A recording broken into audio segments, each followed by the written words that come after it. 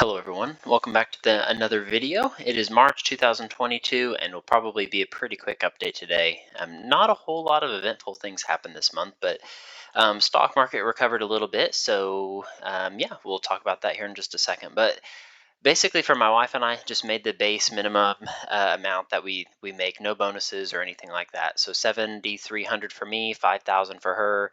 I took home 5,500. She took home about 3,800, and then yeah, standard amount for the rental properties as well, 2,275. And so pretty much standard amount completely all around. Only noteworthy thing, I guess, is they took down the manager position that I had applied to about a month and a half ago. And they said that they're going to post a senior manager position, which technically I don't think I'm qualified to even apply to. And so I guess whenever they post that and do the interviews, I will have a new boss here at some point. So we'll see how that goes. But it's not even posted yet, so we'll see.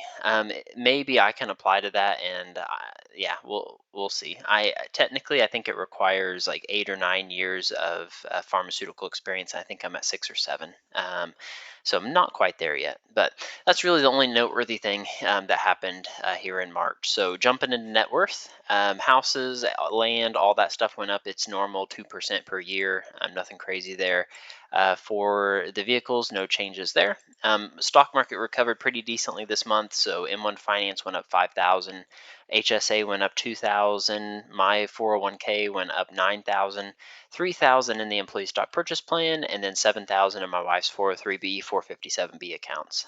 So overall, we gained about 27,000, which is pretty good. We're still, I don't think, back to where we were in December here, but at least we're on the right track. For debts, it just made the minimum payments on everything down to 730,000. I am kind of keeping an eye on this. Um, I'm kind of on the borderline of being a little bit concerned with how much debt I have, but not like overly concerned. I'm concerned at the amount, 730,000, when my wife and I maybe bring home 150 maybe a year, maybe 200. So ratio wise, it's a little bit much for me. Um, but when I look at I would be more concerned, I guess, if it were like student loans, credit card debts, car payments. This is all 30-year fixed rate loans, except for the land, which is on 15-year. Um, and it makes me less concerned knowing that, these are assets that go up in value, typically go up in value unless it's like 2008.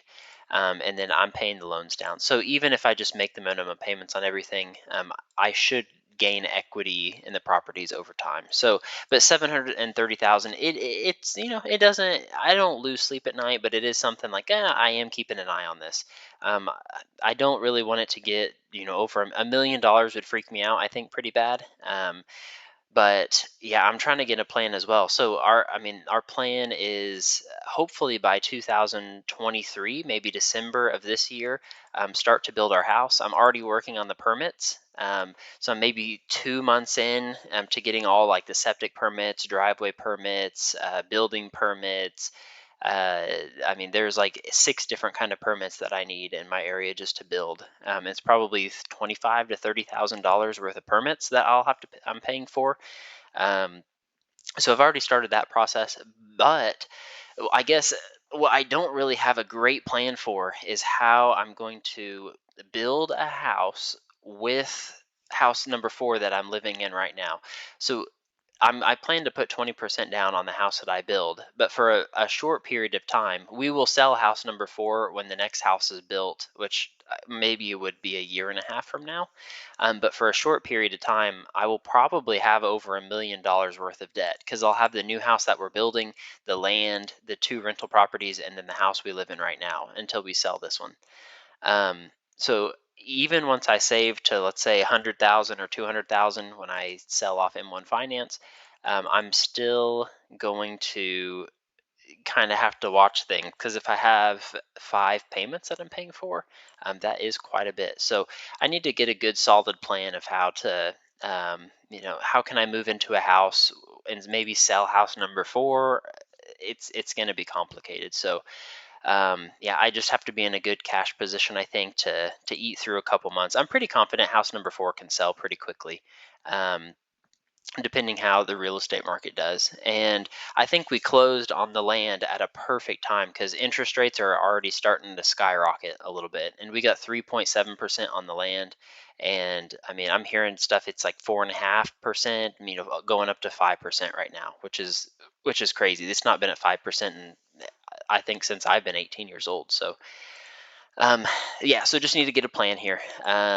I think it can be done, but I just need to be strategic and not get myself into trouble. So, checkings account, we saved about $4,000 this month. Not quite 4,000, but pretty close. And then $1,000 we saved in our rental checkings account. So, net worth is back at all-time highs, which is good. So we finally broke the $900,000 mark, just barely. So increased $36,000 this month. A lot of that, some of that from savings cash, a lot of that, 27,000 from the market kind of recovering a little bit, and the rest of that just assets going up in value.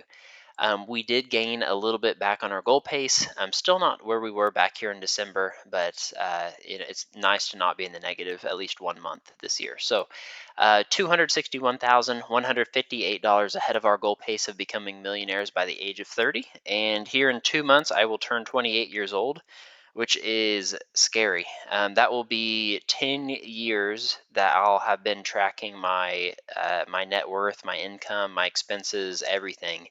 Um, yeah, so it's kind of weird. Most of my friend group here is um, I mean, most of them don't have houses yet. A lot of them are just now graduating from college. A lot of them kind of dropped out of college and didn't even go through, and so it's weird. We're doing really well for being 27, almost 28 years old. So I'm very thankful for that.